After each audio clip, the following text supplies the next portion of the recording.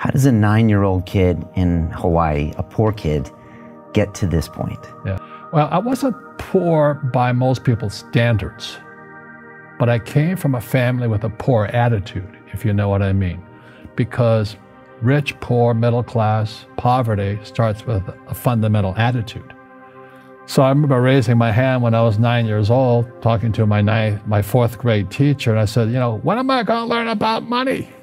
And she says, we don't teach money at school. I said, why not? And she couldn't answer me. And she got very flustered. She said, sit down, take your seat. And then I got curious. I said, why don't we learn about money? She says, go ask your father. He's my boss. So my father was the head of education, PhD, all that stuff. I go home and ask him, I said, why don't we learn about money in school?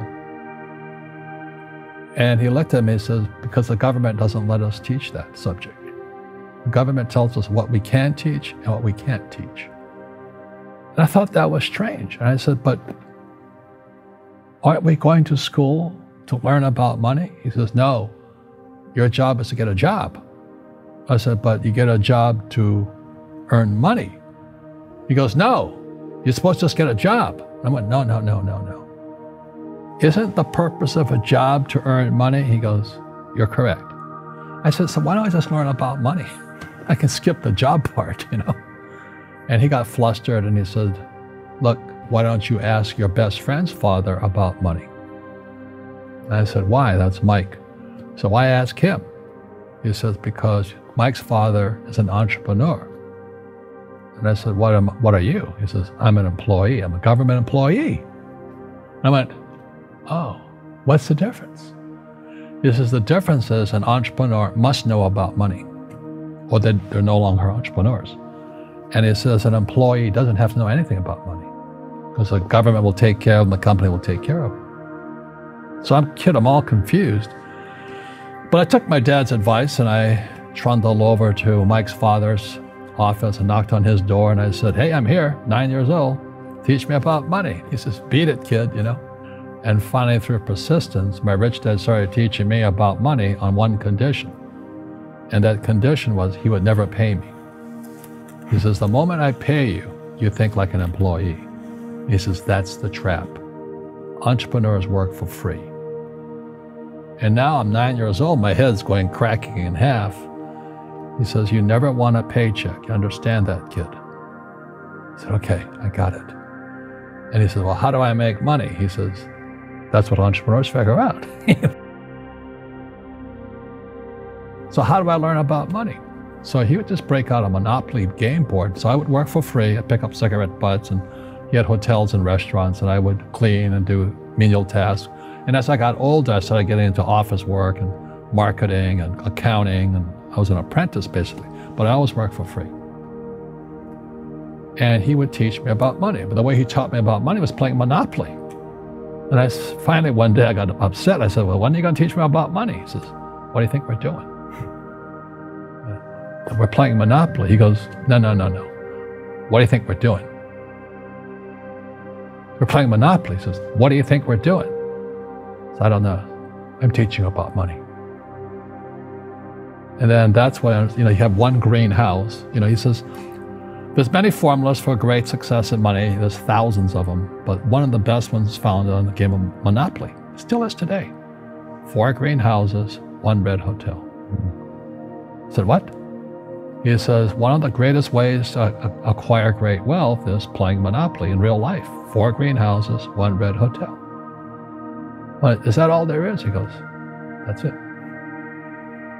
And he says, what do you think I'm doing? And I went, I don't know. So then he took me out and he showed me his greenhouses. And 10 years later, when I was 19, I was now in school in New York, and I come back to Hawaii, and Rich Dad had bought the biggest piece of land smack dab in the middle of Waikiki Beach.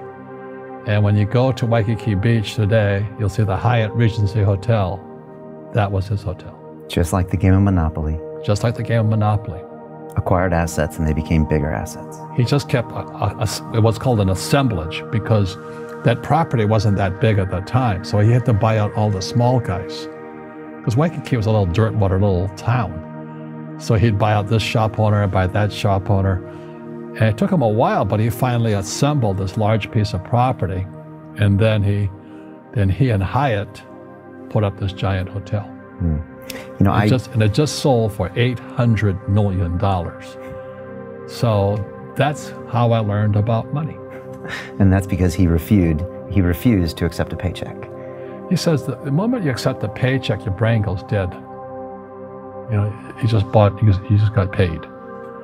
He says, as long as you're hungry, you'll think. So, and then when people ask me, how did your rich dad learn this when your poor dad, a PhD, didn't? And the answer is very simply, my rich dad was my best friend's father. His father died when he was 13. So rich dad had this family business at 13 to run. So he had to drop out of school, which was his blessing. You know, there's blessings, and you know, sometimes the blessing doesn't look like a blessing, but it turned out to be a blessing. And then his teachers became his bookkeeper, his accountant, his attorney, his banker, his real estate agents. So he has what I call real teachers, not these fake teachers in school. You see, most teachers in school, they're out of ethics. They teach subjects they themselves don't practice. For example, my calculus teacher, went to military school in New York. I said, am I ever going to use this stuff? He goes, no. You know, said, why do you teach it? He says, because I get paid. I said, do you ever use it? He goes, no. And that's why, you know, you have to, in life, one of the things I suggest to people, you got to find a real teacher versus a fake teacher. And a fake teacher is somebody who doesn't do what they teach. And a real teacher is doing what they teach every day. So my accountants, my attorneys, they're in it every single day. And that's how I learn, because every day I'm solving problems in my business. You see, people say, well, why don't you give the poor money? So the only problem with that is it just creates more poor people. Give a man a fish, he fishes for the day, or eats for the day. Yeah, you give a man a fish, you get a lot of people who want more fish, you know, but you teach them to fish.